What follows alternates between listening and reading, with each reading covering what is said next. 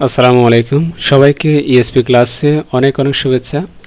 আজকে আমরা নতুন একটি ওয়ার্ড নিয়ে আলোচনা করব। এটি হচ্ছে একটা ফ্রেজ। তো এটা যদি আমি ডিভাইডেড করি, যেমন এখানে দুটো ওয়ার্ড, একটা হচ্ছে হাউ আর একটা হচ্ছে ওল্ড। এই দুটো মিলে একটা শব্দে পরিণত হয়েছে, এই জন্য একটা ফ্রেজ আমরা বলতে পারবো। তো আমরা প্রথমে যে বিষয়টা জানবো যে এই পুরো শব্দটা দিয়ে মূলত কি বোঝাচ্ছে, অর্থাৎ এই অর্থটা যদি আমি ভেঙে ভেঙে যদি অর্থ করি, যেমন হাউ শব্দের অর্থ হচ্ছে কত, আবার ওল্ড শব্দের অর্থ হচ্ছে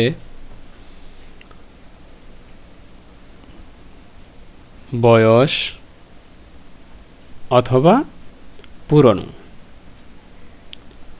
পুরানো এই দুটো অর্থ বহন করে। তো আবার হাউয়ের অর্থ কত, আবার কেমন অথবা যেমন, এগুলো কি হয়, ব্যবহার করা হয়। তো পুরো অর্থটা অর্থাৎ পুরো শব্দটা দিয়ে যখন আমি, তো এছাড়াও পুরো শব্দটা যেমন এই পুরো হাউ ওল্ড এই শব্দটার অর্থ যদি আমি এক কথায় বলে থাকি, তখন হবে যে বয়স কত, বয়স কত বা কত বয়স, এটাই অর্থ মিন করছে। আবার অন্যদিকে এই হাউ শব্দটার আরো কিছু অর্থ মিন করে, যেমন কিভাবে,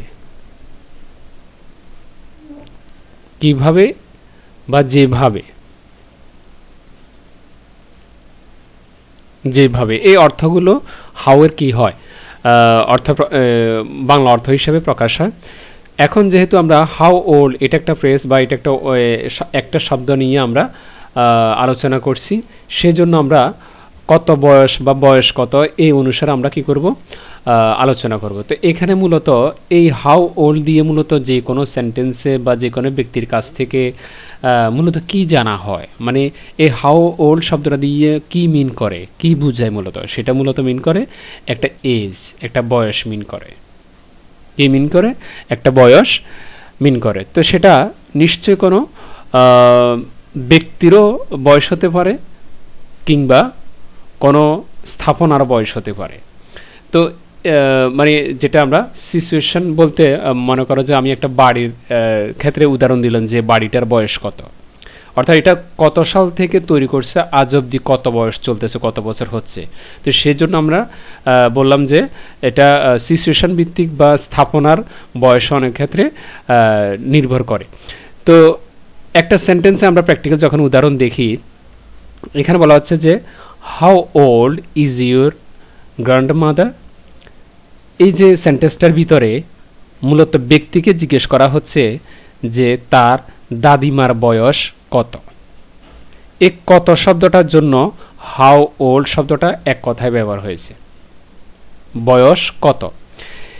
এখন এই সেন্টেন্সটার ভিতরে যদি আমি অর্থ করি আলাদা আলাদাভাবে, যে হাউ ওল্ড, হাউ ওল্ড এই কথাটা না বলে যদি শুধুমাত্র ওল্ড শব্দটা দিয়ে আমি পুরানো বুঝাই, তাহলে এখানে কি মিলবে,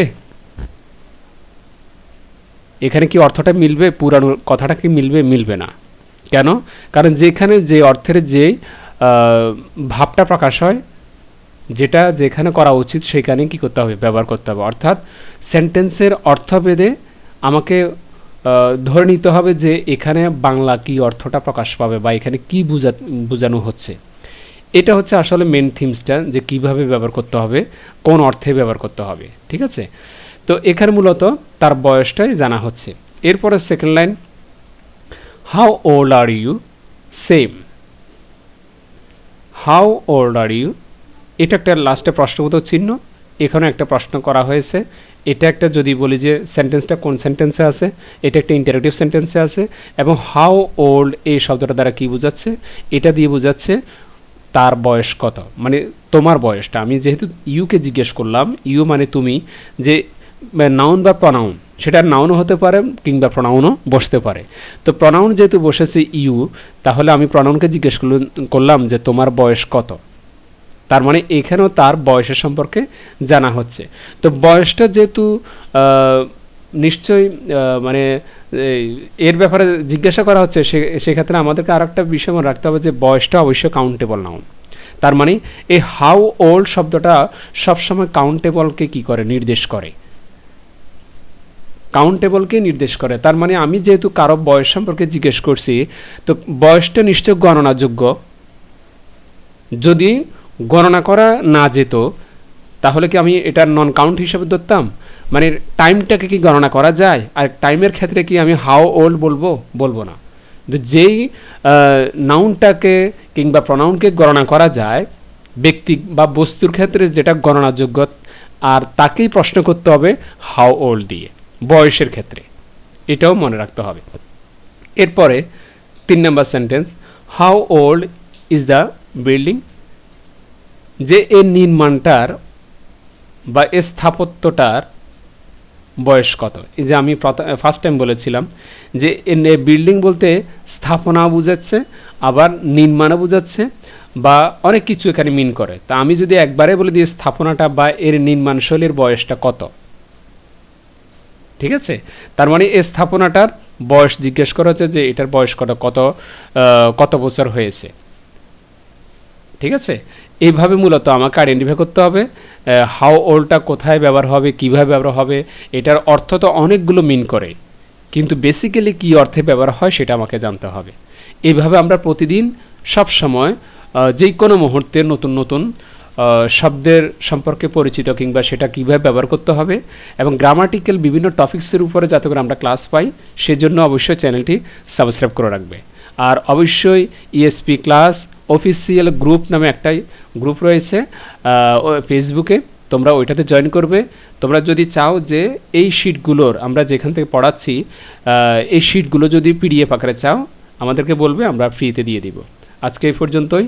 প্লিজ চ্যানেলটা সাবস্ক্রাইব করে রাখো। খোদা হাফেজ, আসসালামু আলাইকুম।